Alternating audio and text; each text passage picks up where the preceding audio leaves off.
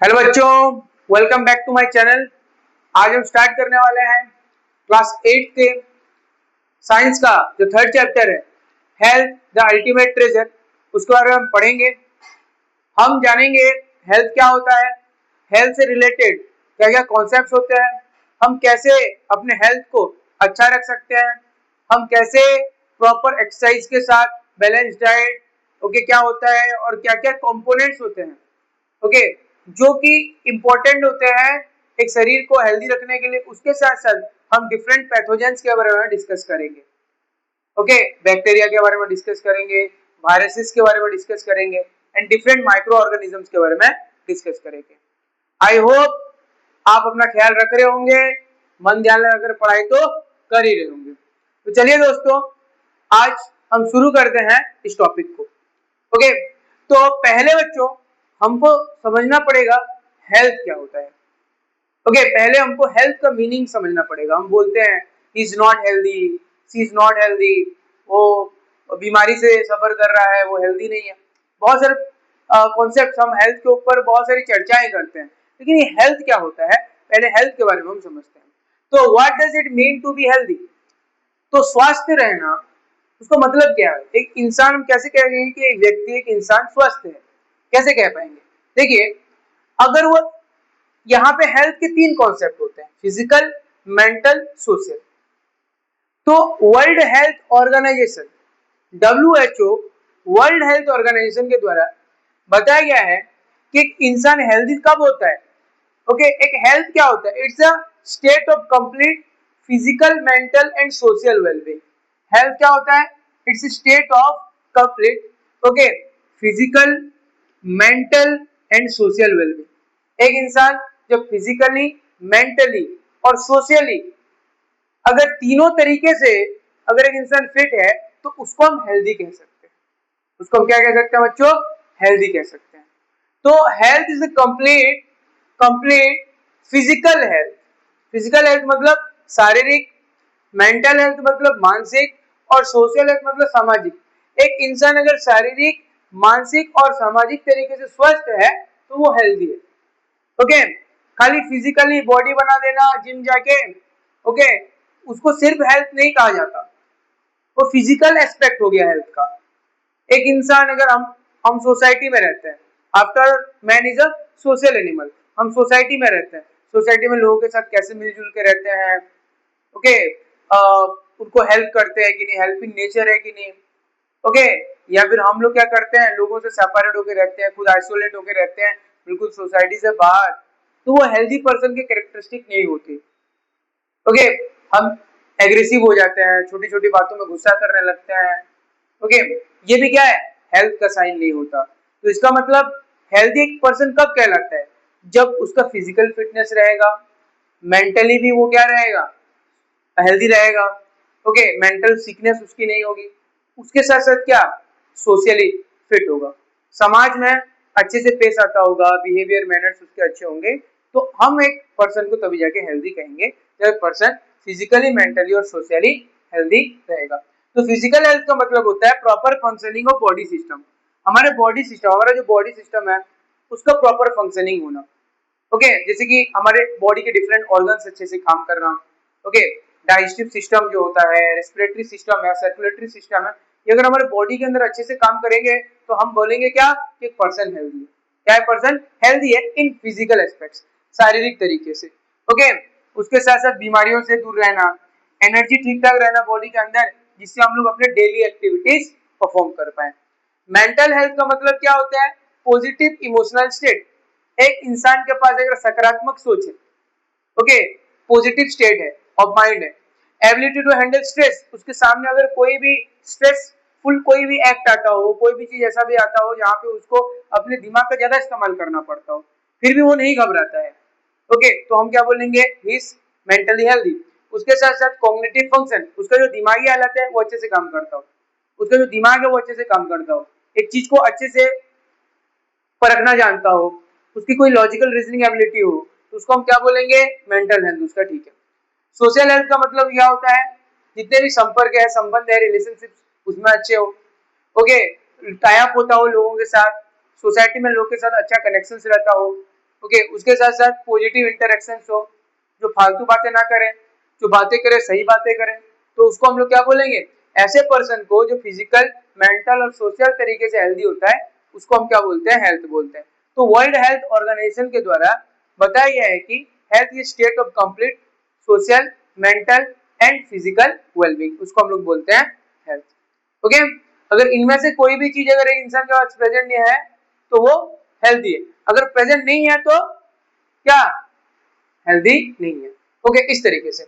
तो holistic view of health, तो हम लोग 360 डिग्री में व्यू देखेंगे हेल्थ का, कि हेल्थ एक चीज जो है अलग अलग एस्पेक्ट्स में वो कैसा है उसके बारे में हम समझेंगे। ओके, तो कॉपी पेन पकड़ के बैठ जाओ और जो बोला जा रहा है उसको ध्यान से सुनो। ओके, तो health x tends beyond merely avoiding illness. देखो, हम सोचते हैं कि हम बीमार पड़ गए, अब मेडिसिन खा लिए तो बीमारी से ठीक हो गए, तो हम लोग फिट हो गए। तो इसका मतलब हम क्या सोचते हैं कि अवॉइडिंग इलनेस, अगर हम बुखार हो गया कि अगर बीमारी हो गई, तबियत ठीक नहीं है, वो ठीक हो गया तो हेल्दी हो गए। It's about thriving in all aspects of life. Health का मतलब होता है जिंदगी में जितने भी चीजें हैं ओके सब में आगे बढ़ना। ओके, सब में आगे बढ़ना, आगे बढ़ने की कोशिश करना, उसको क्या बोलते हैं, उसको हेल्थ बोलते हैं। It encompasses the ability to perform tasks efficiently, cope effectively with diverse situation and foster positive social interactions। इसका मतलब होता है क्या, हमको जो भी काम दिया जा रहा है, जो भी काम हमको मिलता है उसको अगर हम अच्छे तरीके से करेंगे, ओके 100% अपना देंगे उस काम में, उसके साथ साथ क्या, ओके कोई भी सिचुएशन हो उसको इफेक्टिव तरीके से, बहुत ही अच्छे तरीके से हम हैंडल करेंगे। उसके साथ साथ दुनिया भर में, दुनिया के सब लोगों के साथ पॉजिटिव इंटरेक्शंस होगा, नेगेटिव ख्यालात नहीं होंगे, डिप्रेशन में कम रहेंगे, ज्यादा लोग के साथ मिलजुल कर रहेंगे, तो उसका मतलब क्या, हमारा सोशल इंटरेक्शंस बढ़ेगा, लोगों के साथ कम्युनिकेशंस बढ़ेगा। ओके, तो एक पर्सन को तभी जाके हेल्दी कहा जाता है। देख सकते हैं आप। ओके, तो फिजिकल विटलिटी का मतलब होता है healthy person exhibit physical energy and efficiency in daily activities, embracing a life of action and accomplishment. तो एक फिजिकल फिट पर्सन जो होता है वो कहीं भी काम कर सकता है, वो टायर्ड फील नहीं करता, डे टू डे एक्टिविटीज को बहुत ही एफिशिएंटली काम कर सकता है, वो ज्यादा प्रोडक्टिव हो सकता है, अपनी लाइफ में ज्यादा प्रोडक्टिव हो सकता है। ओके, इस तरीके से आप जैसे स्टूडेंट्स पढ़ाई कर रहे हो, आप अगर अपने हेल्थ को अच्छा रखते हो, ओके योगा करते हो, उसके साथ साथ बैलेंस डाइट मेंटेन करते हो, अच्छा खाना खाते हो, तो इससे क्या होगा कि जितना दूसरे बच्चे काम कर सकते हैं उससे ज्यादा एफिशिएंटली आप काम कर सकते हो। Okay, that will be benefit for you. उसके बाद मेंटल रेजिलियंस का मतलब mental wellbeing allows individuals to navigate challenges. अगर एक इंसान शांत रहता है, उसके उसके दिमाग में उतना स्ट्रेस नहीं डालता, कूल रहता है, तो जितने भी चैलेंजेस होते हैं ना लाइफ में, जितनी भी चुनौतियां आती हैं उसको वो सॉल्यूशंस बहुत अच्छे तरीके से निकाल सकता है। ओके, अलग अलग सर्कमस्टांसेस में, जिंदगी में कोई भी सिचुएशन आए, ओके वो उसको इजीली हैंडल कर सकता है। And maintain emotional balance. Okay, और इमोशनली भी क्या करता है, बैलेंस मेंटेन करके रखता है, ज्यादा अपने दिमाग को अपने ऊपर हावी नहीं होने देता। उसके साथ social harmony. Okay, true health का मतलब ये होता है is include capacity to connect positively with others. Okay, दुनिया में बहुत लोग होते हैं, हमारे फैमिली मेंबर्स होते हैं, हमारे फ्रेंड्स होते हैं, ओके हमारे रिलेटिव्स होते हैं, उनके साथ अच्छे से पेश आना, ओके अच्छे से कनेक्ट कर पाना, बात करना, अच्छे से इंटरेक्शंस में आना उनके साथ। ओके, तो उसको क्या बोलते हैं हम लोग, सोशली वो इंसान हेल्दी है बोलते हैं। ओके, इससे क्या होगा कि आपका इंटरेक्शन ज्यादा बनेगा लोगों के साथ, ओके आप ज्यादा लोगों के कांटेक्ट में आओगे। ओके, तो इससे क्या होता है कि सोसाइटी को आप जानोगे, उसको समझोगे। ओके, और जो सोशली फिट नहीं होता वो लोगों से बात नहीं करता, अपने ईगो एटीट्यूड में रहता है, दूर रहेगा, उसके फ्रेंड्स नहीं होंगे, सोशली बॉयकॉट कर देंगे उसको, होंगे भी तो इससे क्या होता है, that person is not healthy. Okay, अब देखिए traditional knowledges system such as Ayurveda.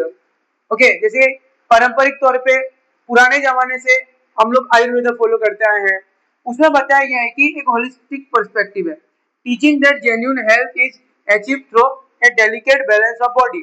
Ayurveda में बताया गया है कि उसमें ये शिक्षा दी जाती है कि अगर हमको हेल्दी रहना है तो हमारे बॉडी को हमको ट्रेन करना पड़ेगा। ओके, उसके साथ साथ माइंड को ट्रेन करना पड़ेगा, अपने सराउंडिंग्स को समझना पड़ेगा, हमको अपने आसपास जितने भी चीजें हैं, ओके माइंडफुली डेली रूटीन्स वगैरह प्रैक्टिस करना पड़ेगा और सीजनल प्रैक्टिसेस करना पड़ेगा। ओके, तो बॉडी के साथ साथ अपने माइंड को भी कूल रखना है मेडिटेशन करके, और उसके साथ साथ सोसाइटी के लोगों के साथ भी हमको मिलजुल कर रहना है।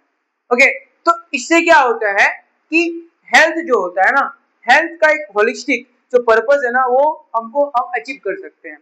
ओके, अगर हम फिजिकली शारीरिक तरीके से फिट रहेंगे, मानसिक तरीके से अच्छा बर्ताव करेंगे और सोसाइटी में खुश होके दूसरों के साथ मिलेंगे जुलेंगे और लाइफ को एंजॉय करेंगे, तो हम हेल्दी रह पाएंगे।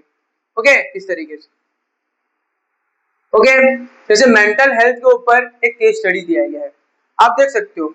ओके, मेंटल हेल्थ के ऊपर केस स्टडी दिया गया है। आजकल जो स्मार्टफोन्स बच्चे यूज करते हैं, स्मार्टफोन्स रेडिएशंस की वजह से उनकी आंखें खराब हो जा रही हैं।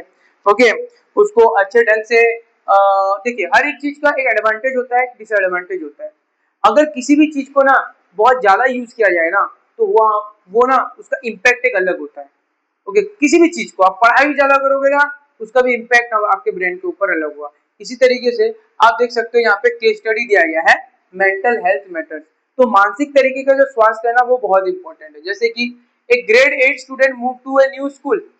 मान लीजिए एक क्लास 8 का स्टूडेंट वो एक नया स्कूल जाता है, नया स्कूल ज्वाइन करता है। वहां पे क्या होता है, with no friends in his new environment. तो जब वो वहां पे स्कूल पहुंचता है, उस परिवेश में उसके कोई नए दोस्त नहीं होते। ओके, एंड उसके पेरेंट्स बिजी रहते हैं अपने अपने काम में, पापा दूसरी जगह पड़े हैं, वो मोबाइल यूज कर रहे हैं, मम्मी अलग जगह है, बच्चा अलग जगह है, कोई किसी के पास टाइम ही नहीं है। क्वालिटी टाइम जो पहले एक बच्चा स्पेंड भी क्या करता था मम्मी पापा के साथ, वो आजकल नहीं है, क्वालिटी टाइम नहीं है। तो उससे क्या होता है कि बच्चे को लोनली फील होने लगता है, बच्चा अकेला महसूस करता है। To cope he spend more time on his phone.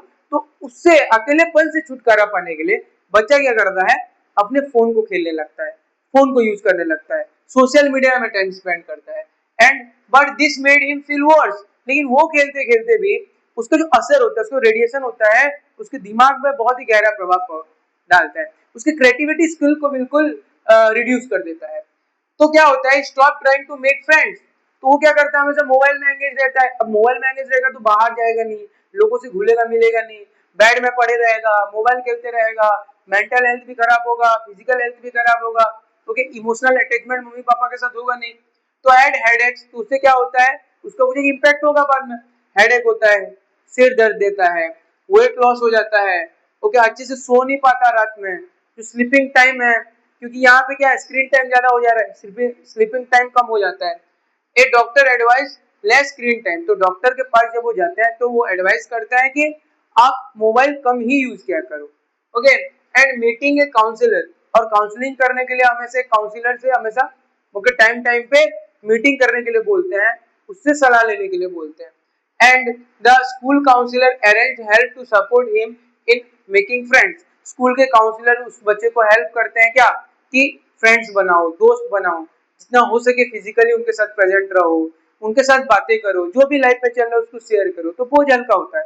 तो इस तरीके से अगर बच्चा हमेशा बैठ के अगर मोबाइल ही खेलते रहेगा, तो बच्चा मोबाइल क्या एक डिवाइस है। ओके, आफ्टर ऑल हमने ही उस मोबाइल को बनाया है। ओके, तो मोबाइल हम अगर लोनली फील करते हैं तो फट से मोबाइल लेके बैठ जाते हैं हम लोग। उससे क्या होता है कि सोशल मीडिया में हम लोग दूसरे के लाइफ के बारे में देखते हैं, अरे भाई फलाना उसके लाइफ में चल रहा है, मेरे लाइफ में ऐसा नहीं है।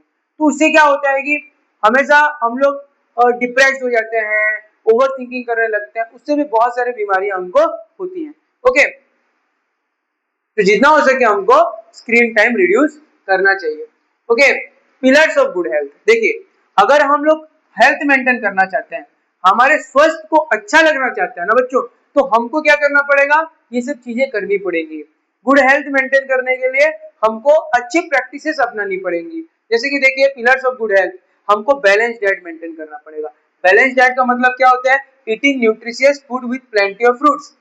हम लोग को ऐसे पोषणदायक खाना खाना पड़ेगा जिसमें ज्यादातर फल मूल, ओके, फ्रूट्स इंक्लूड हो, उसके साथ साथ vegetables and whole grains.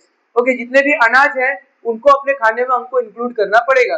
Okay, और ज्यादातर तली हुई चीजें, processed food, fast food, burger, pizza, ये सब इनको अवॉइड करना पड़ेगा।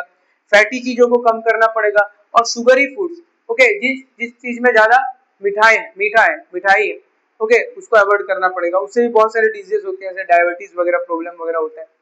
ओके, अब उसके साथ साथ बैलेंस डाइट तो मेंटेन करना है, अच्छा खाना खाना है, न्यूट्रिशंस खाना खाना है जो कि हर एक मात्रा में, हर एक न्यूट्रिशन उसमें अच्छे मात्रा में हो, चाहे वो प्रोटीन हो, फैट्स हो, विटामिन हो, मिनरल्स हो। ओके, हमको हर एक न्यूट्रिशन चाहिए।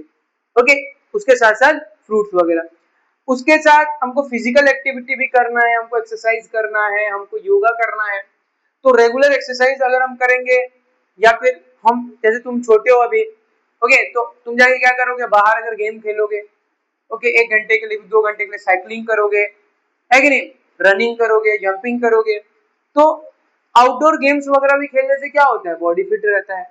उसके साथ साथ वॉकिंग करना, रनिंग करना, साइकिलिंग करना, या कोई भी शारीरिक एक्टिविटी करना, कोई भी फिजिकल एक्टिविटी करना, जिससे क्या होता है, हम हेल्दी रहते हैं, शारीरिक तरीके से हम हेल्दी रहते हैं। अब अवॉइडिंग हार्मफुल सब्सटेंसेस, सबसे इंपॉर्टेंट तो ये है, जैसे कि आप अभी टीनेजर हो, एडोलसेंस एज में हो, तो ऐसे बहुत सारे चीज होते हैं जो कि हमने देखा है, छोटे बच्चे भी इनकी तरफ अट्रैक्ट हो जाते हैं, जो कि अभी क्लास 6-7 पढ़ रहे हैं वो भी अट्रैक्ट हो जाते हैं इनकी तरफ। ओके, ये हार्मफुल सब्सटेंसेस होती हैं, इनसे बच के रहना बहुत जरूरी होता है। जैसे कि टोबैको वगैरह, तंबाकू तंबाकू सेवन करते हैं लोग, अल्कोहल, ओके, अल्कोहल ड्रिंक करते हैं, ड्रग्स वगैरह, उसमें लिखा भी रहता है कि दिस स्मोकिंग कॉजेज कैंसर, या टोबैको इंजूरियस फॉर हेल्थ। अब टीवी वगैरह में आपने देखा होगा, फिल्म वगैरह जब स्टार्ट होता है तो वहां पे भी अवेयरनेस कैंपेन वगैरह चलाते हैं, क्योंकि फिर भी लोग उसको यूज करते हैं, खाते हैं, और बाद में कैंसर जैसी समस्याएं होती हैं। ओके, तो prevention is better than cure, जो कि हम आगे पढ़ेंगे। ओके, उसके बारे में हम डिस्कस करेंगे। ओके, अब देख सकते हैं आप, अगर हमको गुड हेल्थ रखना है तो हमको स्ट्रेस मैनेजमेंट के लिए मेडिटेशन करना पड़ेगा। ओके, माइंड को ट्रेन करना पड़ेगा। ओके, 10 जगहों से ध्यान को हटा के एक जगह में केंद्रित करना पड़ेगा।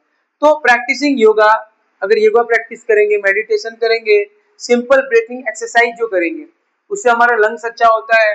ओके, स्ट्रेस मैनेज होता है, और मेंटल वेलबींग भी रहता है, मतलब दिमागी हालत भी ठीक रहती है। एडिक्वेट स्लीप, अच्छे से अगर सोएंगे, ओके, निद्रा अच्छे से लेंगे, ओके, रेस्ट लेंगे, बॉडी को रेस्ट चाहिए, माइंड को रेस्ट चाहिए, हमेशा काम करते रहना भी ठीक नहीं होता, स्ट्रेस हो जाता है उससे। ओके, अगर बॉडी को अगर हम रेस्ट देंगे ना, तो हम लोग रिकवर कर पाएंगे, हमारा बॉडी रिकवर कर पाएगा उन चीजों से। साफ सुथरा एनवायरनमेंट रखेंगे, पॉल्यूटेड एनवायरनमेंट में नहीं रहेंगे, सैनिटाइजेशन अच्छे से करेंगे।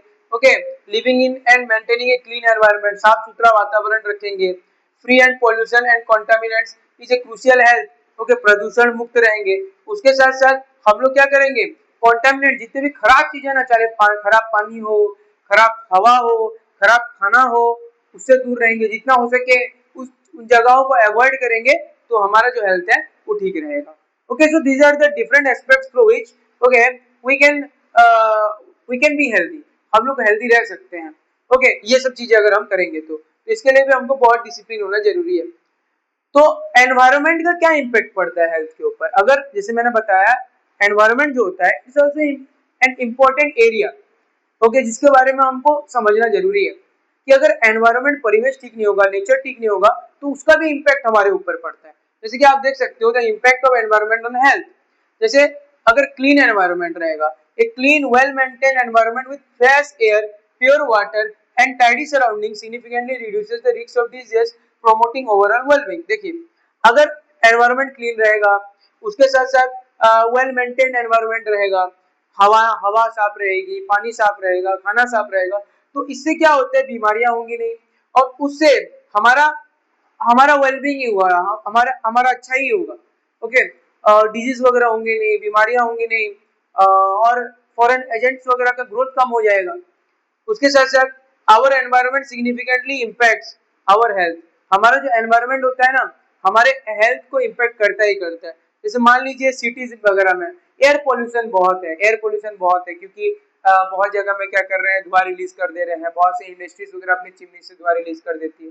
ओके, तो इससे क्या होता है कि एयर पोल्यूशन हो रहा है, व्हीकल्स वगैरह से धुआं निकल रहा है, फैक्ट्री से धुआं निकल रहा है, उससे क्या होता है, लंग्स रिलेटेड बहुत सारे इन्फेक्शन हो जाते हैं, बहुत सारे डिजीज होते हैं, जैसे अस्थमा जैसे डिजीज वगैरह लंग्स को इन्फेक्ट करती है, लोगों को खांसी होता है, सर्दी होता है, बुखार होता है। जो एयर क्वालिटी इंडेक्स होता है ना उस एरिया का, उससे पता चलता है कि वहां का क्या है, वहां का पॉल्यूशन क्वालिटी क्या है, मतलब वहां पे पॉल्यूशन कैसे हो रहा है, किस पीक पे पॉल्यूशन है, तो उससे बचना बहुत जरूरी है। अगर एनवायरनमेंट पोल्यूटेड रहेगा तो पोल्यूटेड एंड अनहाइजीनिक एनवायरनमेंट, देखिए एक ऐसे एनवायरनमेंट में अगर हम रहेंगे जिसमें जो पोल्यूशन से भरा है, साफ सफाई वहां पे नहीं है, तो हमारा जो हेल्थ है ना वो एक रिस्क पे रहेगा। People living in such areas में फॉल सिक, उस एरिया में जो लोग रहते हैं वो बीमार पड़ते रहेंगे, और उससे क्या होगा, ज्यादा कॉन्टामिनेटेड खाना, खराब चीजें, ओके, और खराब चीजें खाने की वजह से, पानी पीने की वजह से बहुत सारी बीमारियां उनको घेर सकती हैं, जैसे कि खराब खाना में, ओके, मक्खियां घूमती रहती हैं, वो खाने में बैठे खराब चीजों में बैठेगी, आके हमारे खाने में बैठेगी, हम लोग उस खाने को खाएंगे, ओके। उसके साथ साथ मस्क्यूटोज वगैरह, जहाँ पे ज्यादा वाटर जमा हो जाता है, जहाँ पे ज्यादा कचरा कूड़ा जमा हो जाता है अनहाइजेनिक जगहों में, वहाँ पे मस्क्यूटोज वगैरह ब्रीड करना शुरू करते हैं, वहाँ पे वो फैलना शुरू करते हैं।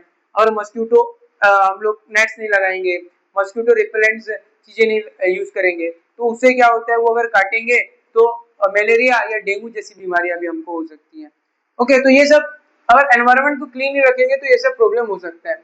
तो डिजीज को पहचानना बहुत जरूरी होता है। डिजीज का मतलब होता है बीमारी, बीमारी कैसे होती है, क्यों होती है, कितने प्रकार की बीमारी होती है, उनको जानना बहुत जरूरी है। तो अभी हम समझेंगे डिजीज के बारे में कि डिजीज क्या होते हैं। देखिए what is a disease, okay, what is a disease, disease क्या होता है। A disease is a condition that affects the normal working of the body. देखिए जब कोई डिजीज हमको नहीं होता, जब कोई बीमारी नहीं होती ना बच्चों, हमारा जो शरीर है ना प्रॉपरली काम करता है, बहुत ही अच्छे तरीके से काम करते हैं, डे टू डे एक्टिविटीज हम अच्छे से कर सकते हैं। लेकिन अगर कभी कोई बीमारी हुई, हमारा कोई ऑर्गन अगर माल फंक्शनिंग करना शुरू किया, तो उससे क्या होता है कि हमारा बॉडी का वर्किंग ठीक नहीं हो पाता, हमारे बॉडी का वर्किंग ठीक नहीं हो पाता, उसके साथ साथ हमारे बॉडी का वर्किंग ठीक नहीं हो पाता, और उसके साथ साथ हमारा ऑर्गन, और जो हमारा ऑर्गन सिस्टम होता है ना, धीरे धीरे काम करना बंद कर देता है। तो जब बॉडी के अंदर कोई बीमारी हुई, एक ऑर्गन से अगर माल फंक्शन करना शुरू किया, तो उससे क्या होता है, हमारा बॉडी प्रॉपर ऑर्डर में काम नहीं करता और हमको बीमारियां घेर सकती है। तो जब भी कभी कोई माल फंक्शन होता है, अच्छे से बॉडी फंक्शन नहीं करता, तो उसके कुछ साइंस और सिम्टम होते हैं, जैसे कि व्हाट वी फील, हमको कैसा लगता है जब बॉडी में कुछ अगर हलचल हुई, तो कभी कभार पेन होता है, टायर्डनेस फील होता है, डिजीनेस फील होता है, ओके। तो क्या क्या हम लोग मेजर कर सकते हैं, वहां पे हमारा टेम्परेचर चेंज होगा, फीवर होगा, रैसेस होंगे, कहीं पे फूल जाएगा। तो ये जो साइंस और सिम्टम्स है ना, उसको हम लोग को जाके फिजिशियन या फिर डॉक्टर्स को जाके बताना चाहिए उस समय ही, जब हमको ऐसा लगे कि कुछ प्रॉब्लम हो रहा है हमारे साथ, तो हमको डॉक्टर के पास जाना चाहिए, उनको सिम्टम्स बताना चाहिए, बिल्कुल खुले, मतलब ये सोचना नहीं चाहिए कि क्या होगा क्या नहीं, नर्वस ना फील करके हमको हर कोई चीज डॉक्टर को बताना चाहिए, क्या क्या सिम्टम्स हमारे साथ हो रहा है, जिससे वो उसको प्रॉपर डायग्नोसिस कर पाए, हम उससे बच पाए, उसका प्रॉपर ट्रीटमेंट हो पाए, ओके। तो इस तरीके से हमको क्या करना चाहिए, हमको अवेयर रहना चाहिए। अगर हमको ऐसा लगा कि हमारे बॉडी में कुछ माल फंक्शन हो रहा है, अच्छे से कोई ऑर्गन काम नहीं कर रहा है ना, तो हमको डॉक्टर को दिखाना चाहिए, वो उनको सिम्टम्स वगैरह बताना चाहिए, और उनके द्वारा बताए गए मेजर्स को हम लोग को यूज करना चाहिए, ओके।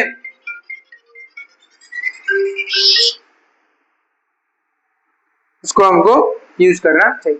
अब देखिए, अब डिजीज जैसे मैंने बताया, डिजीज क्या होती है। अब हम पढ़ेंगे डिजीज कितने टाइप्स की होते हैं। अब हम पढ़ेंगे डिजीज कितने टाइप्स के होते हैं।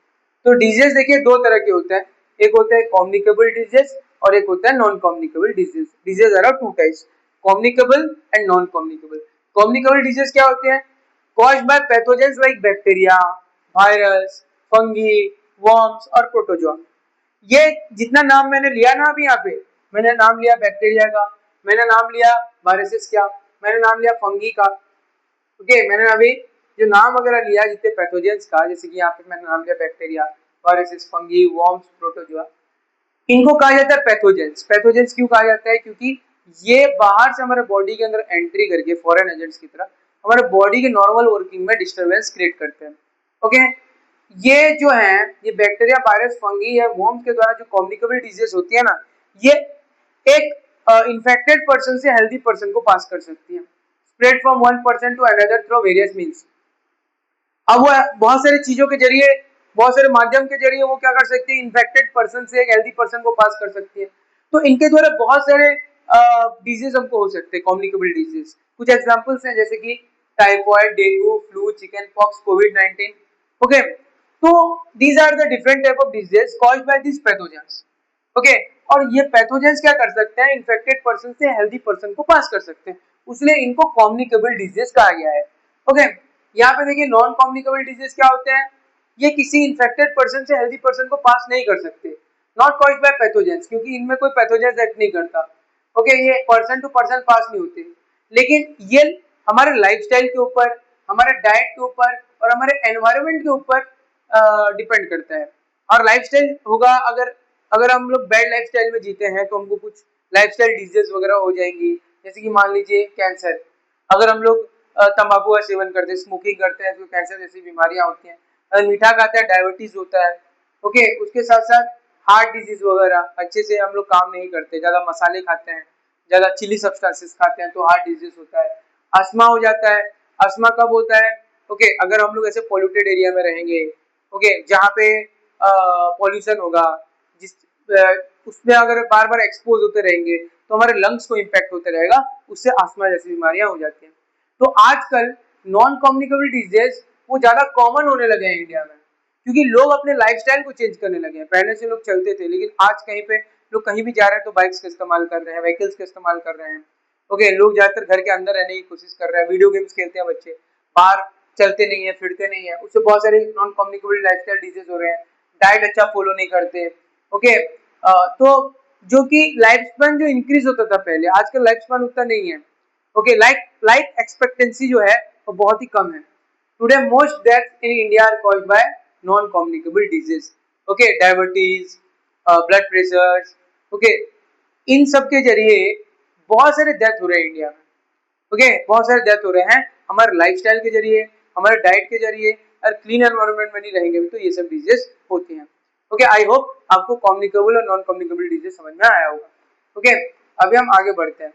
तो हाउ कम्युनिकेबल डिजीज स्प्रेड, जैसे मैंने बताया कम्युनिकेबल डिजीज. अब कम्युनिकेबल डिजीज कैसे स्प्रेड होते हैं, देखिए, एक तो आप अगर एक इन्फेक्टेड, आप यहाँ पे इन्फेक्टेड पर्सन एक हेल्दी पर्सन है, आप अगर इन्फेक्टेड पर्सन के थ्रू किसी भी मीन्स के थ्रू कांटेक्ट में आए होंगे, जैसे कि अगर डायरेक्ट कांटेक्ट क्या होगा, आपने हैंडशेक किया होगा, ओके, उसके जरिए पास किया जाएगा. ओके, एयर में अगर इनको कफ हो रहा है या स्नीजिंग कर रहे हैं, तो उससे जो ड्रॉपलेट रिलीज करेंगे, आप वहां पे बैठे हो, एयर में वो ड्रॉपलेट रिलीज हुआ, आपने क्या किया, आपने उसमें सांस लिया, तो आपको भी वो क्या हो सकता है, वो बीमारी हो सकती है. उसके साथ साथ अगर आप उनका कपड़ा वगैरह, हैंडकरचीफ वगैरह शेयर करोगे, जिस ग्लास में वो पानी पिए हैं उस पानी को आप पियोगे, उसके साथ साथ फूड अगर शेयर करोगे तो, या फिर कोई भी वेक्टर, जैसे कि यहाँ पे जाके मॉस्किटो हो गया, या फिर कोई मक्खी हो गया, उनके फूड के ऊपर बैठा या उनको काटा, फिर आके आपको काटा, ओके, उससे भी डिजीज हो सकता है. ओके, और उसके साथ साथ एक पागल कुत्ता जिसको रेबीज जैसे प्रॉब्लम होता है, ओके, वो आके अगर एक हेल्दी पर्सन को काट ले, तो एक हेल्दी पर्सन को रेबीज जैसे प्रॉब्लम हो सकता है. तो एक पर्सन से दूसरे पर्सन को बहुत सारे माध्यम है, बहुत सारे मीन्स है जिसके द्वारा डिजीज वगैरह ट्रांसफर होते हैं. तो कम्युनिकेबल डिजीज कैसे ट्रांसफर हो सकते हैं, कुछ एयरबोर्न डिजीज होती है. एयरबोर्न का मतलब क्या होता है, हवाओं के द्वारा ट्रांसफर होती है. तो air when infected person coughs और स्नीजेस, किसी इन्फेक्टेड पर्सन ने खांस दिया, छींका, तो उससे जो ड्रॉपलेट रिलीज होंगे, उसके पास जो हेल्दी पर्सन बैठा होगा वो इसे इनहेल करेगा, तो उसको डिजीज हो जाएगा. किसी के साथ डायरेक्ट कांटेक्ट में आप आ गए, फिजिकल कांटेक्ट में, जैसे हैंड शेक किया, पर्सनल आइटम शेयर किया, तो कम्युनिकेबल डिजीज हो सकते हैं. कॉन्टामिनेशन, खराब फूड खाया, खराब वाटर, खराब सरफेस पे ऊपर आप बैठे, अपने आप को आपने साफ नहीं रखा, अनहाइजेनिक रखा, तो उससे भी कॉन्टामिनेशन से भी कम्युनिकेबल डिजीज पास कर सकते हैं. जो वेक्टर्स वगैरह जो मैंने भी बताया ना, वेक्टर्स का मतलब क्या होता है, वो इंसेक्ट जैसे कि मॉस्किटोज हो गया, फ्लाइज हो गया, जो क्या पैथोजेंस की तरह काम करते हैं. वो क्या करते हैं कि इन्फेक्टेड पर्सन से हेल्दी पर्सन को बीमारियां पहुंचाते हैं. ओके, उसीलिए इनको क्या कहा गया है, वेक्टर्स. इनको वेक्टर्स कहा गया है. तो कॉमन कुछ कम्युनिकेबल डिजीज के एग्जांपल दिए गए हैं, आप देख सकते हो. कॉमन कम्युनिकेबल डिजीज जैसे कि एयरबोर्न डिजीज कुछ है, जैसे कॉमन कोल्ड, इन्फ्लुएंजा जो कि वायरस के थ्रू कॉज करता है. वायरस जो पैथोजन है वो कॉज करता है ये communicable, common cold and influenza. उसके साथ वायरस, चिकन पॉक्स भी वायरस के द्वारा किया जाता है. मीजल्स जो होते हैं वो भी वायरस के थ्रू, एंड ट्यूबरक्लोसिस ये बैक्टीरिया, टीबी जो होता है उसके लिए एक बैक्टीरिया यहाँ पे रेस्पॉन्सिबल होता है. वाटर बोर्न डिजीज क्या क्या होते हैं, अगर खराब पानी को आप यूज करोगे, हेपेटाइटिस ए वायरस के द्वारा किया जाएगा, कोलेरा जो कि bacteria, typhoid bacteria, ascariasis worms, okay, these are the different water borne diseases. Vector borne disease मतलब क्या, इंसेक्ट्स वगैरह जो कि इन्फेक्टेड पर्सन से हेल्दी पर्सन को डिजीज ट्रांसफर करता है, जैसे मलेरिया उसको कॉज करता है प्रोटोजोआ, और डेंगू फीवर इसको कॉज करता है एक वायरस। समझ में आया? ये किसके थ्रू पास करता है, मस्किटोज के थ्रू पास करता है। तो कैसे एक डिजीज स्प्रेड होता है वो जान लेने से क्या होगा कि हम कुछ इफेक्टिव मेजर्स अप्लाई कर पाएंगे कि हम लोग डिजीज को उस डिजीज से हम बच पाएंगे, अगर हमको पता है कि वो कैसे आता है, अगर उसको कंट्रोल कर लिया हम लोग तो, हो गया? तो ये चीज हो सकता है। उसके बाद देखिए कम्युनिकेबल डिजीजेस को कैसे प्रिवेंट कर सकते हैं, प्रिवेंट मतलब उससे कैसे बच सकते हैं हम लोग। देखिए अगर हम लोग अपने हाथों को हमेशा धोएंगे, खाना खाने से पहले, खाना खाने के बाद, बाहर से आने के बाद, ओके, तो उससे क्या होगा कि अगर हम अपने हाथों को धोएंगे तो सोप या वाटर से तो पैथोजेंस को हम रिमूव कर सकते हैं। उसके साथ साथ एनवायरमेंटल क्लीनिनेस, देखिए हमारा सबका रेस्पॉन्सिबिलिटी बनता है कि हमारे एनवायरमेंट को क्लीन रखने का, तो keeping home food water clean to prevent contamination, हम लोग अपने घर को साफ रखेंगे, खाने को साफ रखेंगे, पानी को साफ रखेंगे, तो उससे हम लोग क्या कर सकते हैं, कम्युनिकेबल डिजीज से बच सकते हैं। ओके, तो ये सिंपल प्रिकॉशंस वगैरह क्या करते हैं, कम्युनिकेबल डिजीज रिड्यूस करने में हेल्प करते हैं, जैसे कि रेस्पिरेटरी एटिक्वेट मतलब कवरिंग माउथ एंड नोज, हम लोग बाहर जा रहे हैं, कहीं धूल में घूम रहे हैं, बाहर पॉल्यूशन है इतना, हम जा रहे हैं तो हम मास्क का यूज करेंगे, ओके, स्नीजिंग नहीं करेंगे क्राउडेड एरियाज में।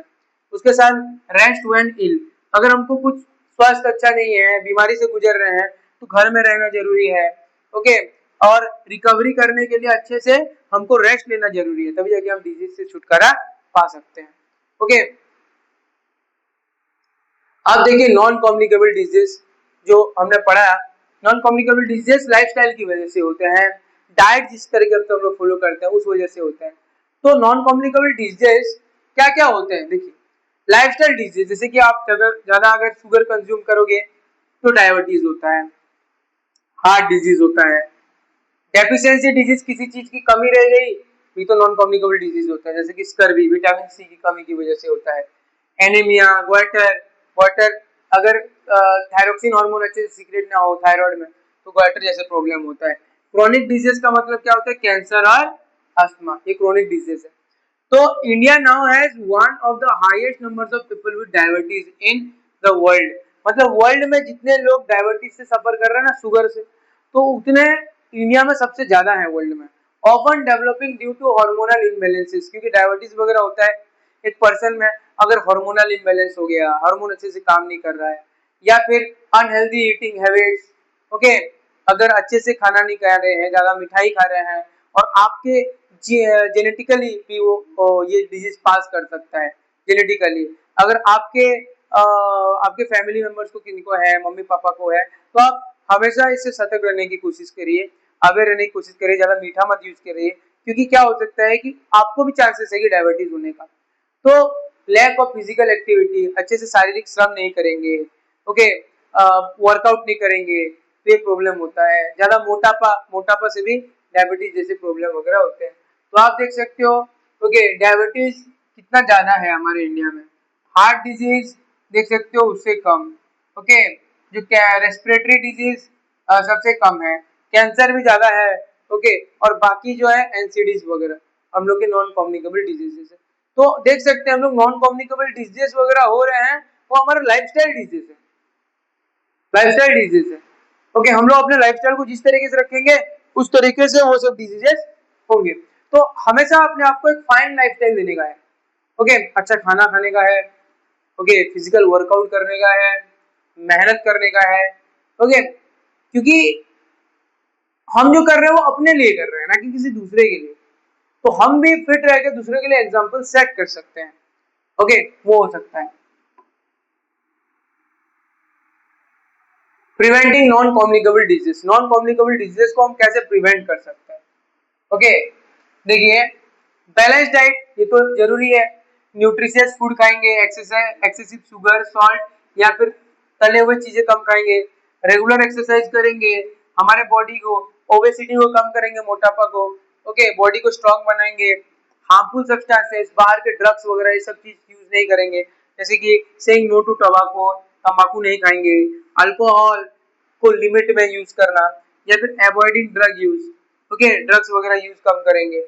उसके साथ साथ रेगुलर चेकअप्स, बीच बीच में अपने बॉडी को चेकअप करवाना जरूरी है, okay, getting preventive screenings, okay, medical checkups वगैरह, जिससे हमको पता चल सके कि हमारा बॉडी नॉर्मली फंक्शन कर रहा है या फिर कोई प्रॉब्लम अंदर हो रहा है। क्योंकि बहुत सारी जगह में आप देखोगे कि बीमारी कुछ स्टेजेस क्रॉस करने के बाद हमको पता चलता है कि हमको ये चीज हुआ है, तो तब बहुत देर हो जाती है।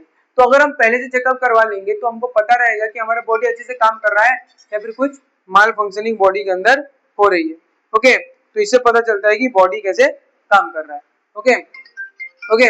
इसीलिए इम्पोर्टेंट है बॉडी को हमेशा क्लीन रखना, बॉडी को साफ रखना, उसके साथ साथ हेल्दी डाइट मेंटेन करना, ये हमारे लिए बहुत जरूरी हो जाता है, ओके। तो इस तरीके से हम आगे डिस्कस करेंगे इस टॉपिक को और समझेंगे कि इन चीजों में लाइफस्टाइल को मेंटेन करने से ही ये communicable as well as non communicable disease से हम बच सकते हैं, ओके। अगर हमको पता है कि तंबाकू कंज्यूम करने से हमको कैंसर होगा, स्मोकिंग करने से कैंसर होगा, तो क्यों ना हम उन चीजों से दूर रहें। उसीलिए एजुकेशन बहुत जरूरी है। एजुकेटेड होने के बाद भी कुछ लोग इन चीजों का सेवन कर रहे हैं, जिनकी वजह से ओके बाद में प्रॉब्लम उनको, उसके साथ साथ उनके फैमिली को भी सफर करना पड़ता है, ओके। तो अर्ली डिटेक्शन बहुत इंपॉर्टेंट है, prevention is better than cure, okay. तो अभी हम लोग बहुत इंपॉर्टेंट टॉपिक के बारे में डिस्कस करने वाले हैं बच्चों, जो कि है आवर बॉडीज डिफेंस सिस्टम, जिसको हम लोग बोलते हैं इम्यूनिटी। हम क्या बोलते हैं? इम्यूनिटी। देखिए आपने देखा होगा कि बारिश होते रहता है, बहुत बारिश होते रहता है और दो बच्चे फुटबॉल खेल रहे हैं, ओके। एक बच्चे को कुछ नहीं होता, कुछ बीमारी नहीं होता, दूसरा बच्चा बीमारी ग्रस्त हो जाता है, ओके। इसका मतलब क्या है कि हम बोलते हैं दूसरा हेल्दी है, एक हेल्दी है तो दूसरा हेल्दी नहीं है। इसका मतलब क्या है? देखिए इम्यूनिटी से रिलेटेड है। देखिए हमारे पास दो तरह की इम्यूनिटी होती है, एक होता है natural immunity, the body's inherent ability to fight disease. देखिए हमारे बॉडी का खुद का एबिलिटी कोई भी डिजीज से लड़ने के लिए, ओके। देखना आपको कभी अगर कोल्ड हुआ होगा, 2 दिन 3 दिन रहता है, फिर उसके बाद अपने आप को छूट जाता है।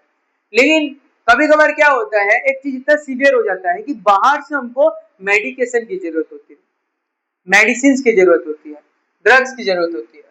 तो एक्वायर्ड इम्यूनिटी का मतलब होता है कोई भी, अगर मान लीजिए कोई भी पैथोजन हमारे बॉडी के अंदर एंटर किया, उसके लिए हम जो वैक्सीनेशन करते हैं, ओके, उसके लिए हम लोग जो कोर्स लेते हैं, ओके। तो हम क्या कर रहे हैं, बाहर से कुछ चीजों को हमारे बॉडी के अंदर एंटर कर रहे हैं, जो जो चीज क्या करेगा, हमारे बॉडी को स्ट्रांग बनाएगा, हमारे बॉडी को स्ट्रांग बनाएगा। तो उसको बोलते हैं हम लोग एक्वायर्ड इम्यूनिटी, ओके। इम्यूनिटी का मतलब होता है कि हमारे बॉडी में इम्यून सिस्टम होता है, ओके, जो कि नेचुरल डिफेंस मैकेनिज्म है, ओके, डिजीज काम करने का, जो कॉन्स्टेंटली काम करते रहता है। क्या करता है? हार्मफुल पैथोजेंस को हमारे बॉडी से एलिमिनेट करते रहता है।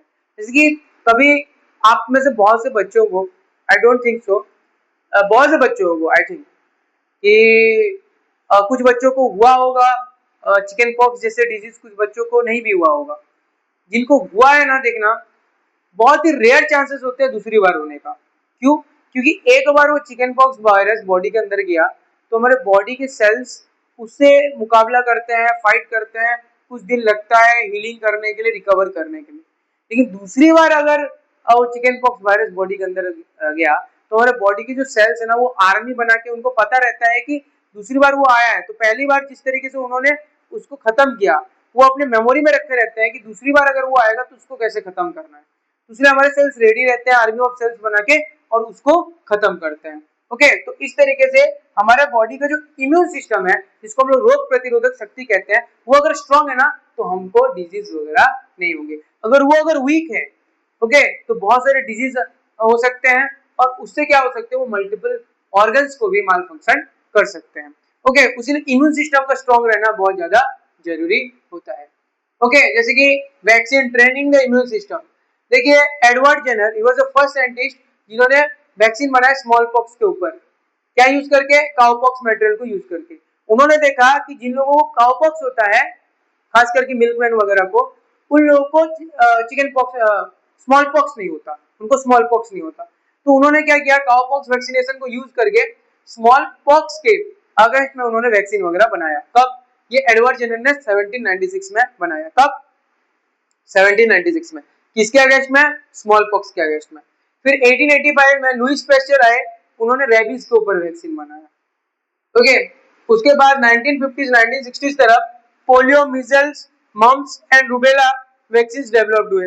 1980 में small pox declared eradicated world wide through vaccination. तो स्मॉल पॉक्स का वैक्सीनेशन 1796 से स्टार्ट हुआ, 1980 में ये डिक्लेयर कर दिया गया कि हमारा जो दुनिया ना वो मुक्त हो चुका है स्मॉल पॉक्स जैसी बीमारियों से, क्योंकि वैक्सीनेशन का इस्तेमाल किया गया। जैसे हम लोग का भारत अभी पोलियो मुक्त है। ओके, आपने देखा होगा ना, जब आप 5 साल तक के बच्चे थे, आपको पोलियो वैक्सीन दिया जाता था। मम्मी पापा आपको लेके किसी स्कूल जाते थे, उसमें एक ड्रॉप दिया जाता था। ओके, अमिताभ बच्चन का एडवर्टाइज आया करता था, आपने देखा होगा टीवी में। वो क्या है? पोलियो से रिलेटेड है। 2020 में हमने सबने एविडेंस किया है क्या, कोविड-19 वैक्सीन जो डेवलप हुए थे उस समय, ओके, हमको भी लगा है कि उससे हम लोग इम्यूनिटी को बूस्ट करने के लिए, कि कोविड वायरस अगर कभी हमारे बॉडी के अंदर एंटर करेगा तो हमारा बॉडी रेडी रहेगा उससे फाइट करने के लिए। ओके, तो vaccines help our body fight certain diseases by training the immune system to recognize and attack harmful germs without causing the disease itself। देखिए, वैक्सीन क्या करता है, हमारे बॉडी के इम्यून सिस्टम को ट्रेन करता है, उसको इतना स्ट्रॉन्ग बनाता है कि बाहर से कोई पैथोजन अगर हमारे बॉडी के अंदर एंटर करेगा तो उससे वो लड़ सके। ओके, तो ये हार्मफुल जर्म्स नहीं होते जो हमारे बॉडी के अंदर जाते हैं वैक्सीन यूज करके, वो यूजफुल जर्म्स होते हैं हमारे बॉडी के लिए। ओके, इंडिया का रोल क्या था वैक्सीन प्रोडक्शन में? देखिए, ग्लोबल सप्लाई, इंडिया ने जितना भी वैक्सीन बनाया 60% कंट्रीज को इंडिया ने अपना वैक्सीन वगैरह सप्लाई किया। कंट्रीज 150 प्लस कंट्रीज वगैरह ने हमारे इंडिया का वैक्सीन यूज किया है। ओके, जो कोविड डोजेस थे, इंडिया ने 1.5 बिलियन कोविड-19 वैक्सीन वगैरह बनाया और वो डोजेस को वर्ल्ड वाइड डिस्ट्रीब्यूट किया। India is one of the world's largest vaccine producer. तो इंडिया जो है आज दुनिया का वर्ल्ड लार्जेस्ट वैक्सीन प्रोड्यूसर है।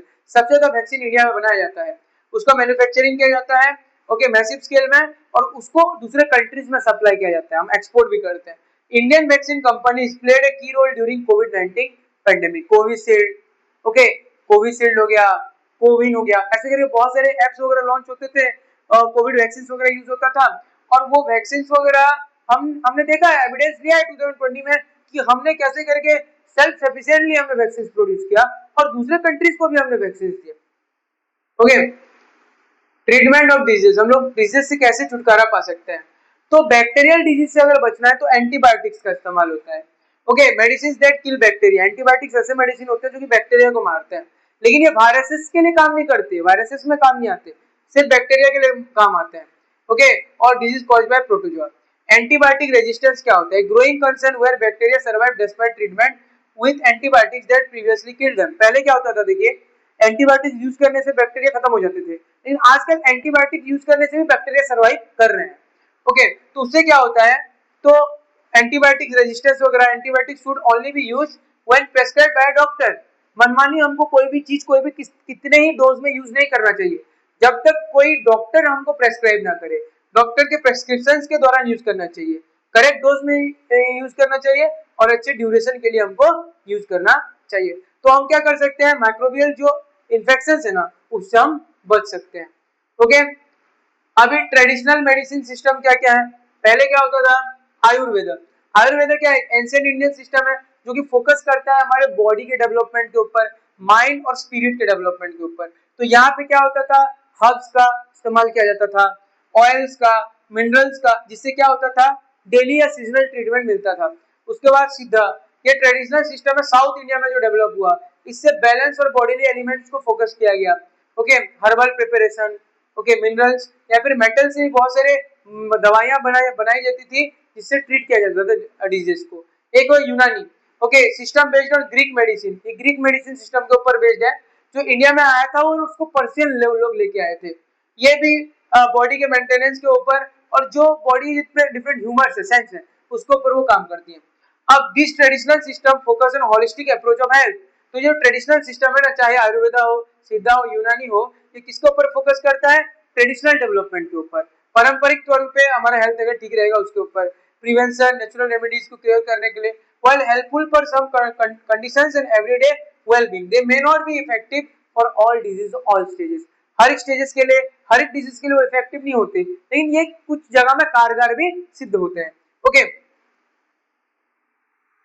तो हमने अभी जो बच्चों जो पढ़ा जो चैप्टर पढ़ा हमने यहाँ से क्या क्या सीखा ओके उसको एक बार जल्दी से हम लोग रिकैप कर लेते हैं हमने जो चैप्टर में डिस्कस किया उससे हमने क्या क्या सीखा कि हेल्थ इज होलिस्टिक हेल्थ हमारे लिए बहुत इंपॉर्टेंट है ये 360 डिग्री ओवरऑल डेवलपमेंट है जैसे कि एक इंसान को फिजिकल मेंटल सोशल इन तीनों तरीके से फिट रहना चाहिए तभी उसको हम हेल्दी कहेंगे ओके और डिजीज का एब्सेंस रहे खाली डिजीज का एब्सेंस ये हेल्थ नहीं होता फिजिकल मेंटल सोशल वेलबींग को हम लोग हेल्थ कहते हैं वर्ल्ड हेल्थ ऑर्गेनाइजेशन ने ये डेफिनेशन दिया है and being happy health stay active and healthy अगर हम खुश रहेंगे ओके तो उससे हम लोग हेल्दी रहेंगे पॉजिटिव ख्यालात आएंगे हमारी जिंदगी में अंडरस्टैंडिंग डिजीज टाइप्स ओके दो तरह के डिजीज होते हैं जैसे मैंने आपको बताया कम्युनिकेबल नॉन कम्युनिकेबल डिजीज वो कैसे एक दूसरे के साथ लिंक्ड होते हैं लाइफस्टाइल एनवायरनमेंट के साथ वो हमने देखा उसके साथ साथ हमने prevention is better than cure देखा प्रिवेंशन मतलब क्या बीमारी होने से पहले हमको ये अवेयरनेस होना चाहिए कि बीमारी हो सकता है तो इस चीज को हम यूज नहीं करेंगे ओके तो prevention is better than cure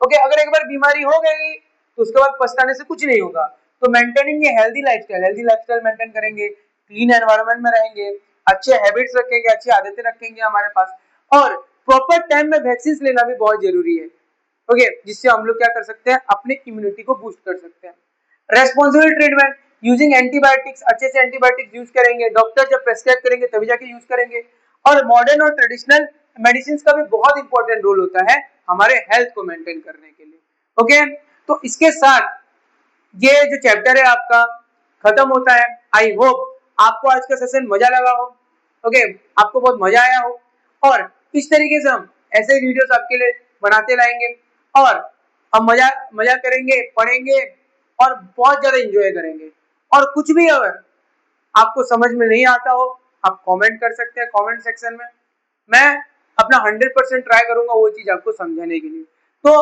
आगे हम लोग 4th चैप्टर के बारे में डिस्कस करेंगे नेक्स्ट वीडियो में आज के लिए बस इतना ही आपको अगर आज का सेशन पसंद लगा हो तो लाइक शेयर और सब्सक्राइब जरूर कीजिएगा